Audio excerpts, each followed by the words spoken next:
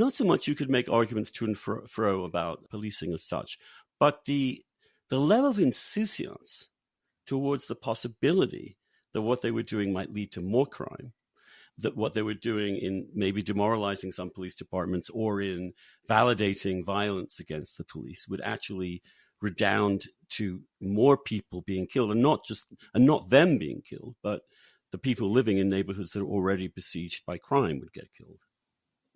Yeah, I was initially a pretty vocal supporter of what was happening in Ferguson 2014 and then what happened in Baltimore in 2015 after Freddie Gray. But, a lot of reporters parachuted in for the week, inserted themselves into the story, got awards and retweets, and then left and then stopped caring about the city. I have a lot of friends who live in Baltimore, and I spent a lot of time there. My brother lives there.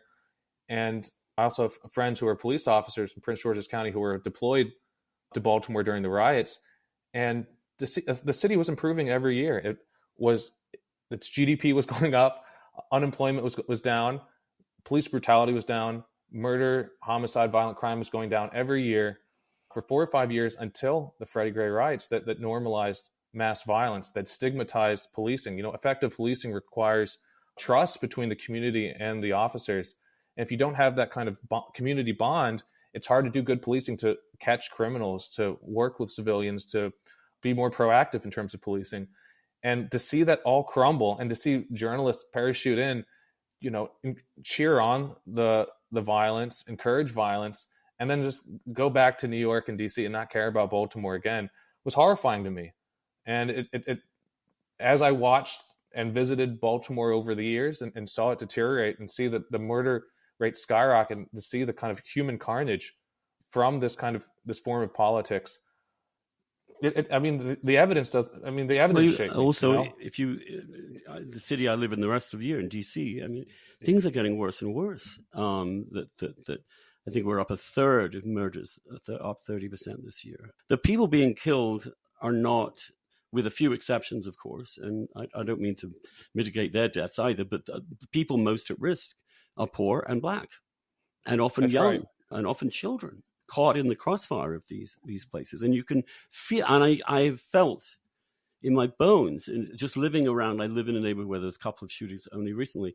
I felt up until 2020, DC was on the upswing, and since 2020 has been clearly struggling to get law and order in any kind of coherent shape again. It's as if the same could be said about dozens of cities: Portland, right, Philadelphia, Seattle, Minneapolis. These are places that had a dramatic turn in violence after 2020, where after the stigmatization of policing, the kind of elite cultural effect of media elites, of cultural elites, of political elites saying that you shouldn't trust the police, that police are this evil force, it created an opening for this opportunistic violence. It's hard to take violence and put it back into the box once it's been released into society.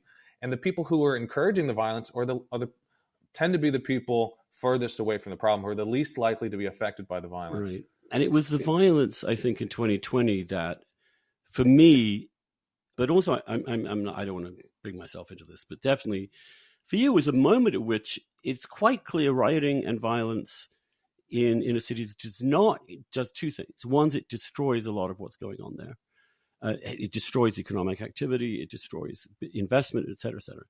But it also establishes a new norm, and that new norm can be contagious, and the people who are going to be victims of that are not you sitting in the New York Times editorial office opining that your journalists are at risk from the cops in a sort of preposterous way.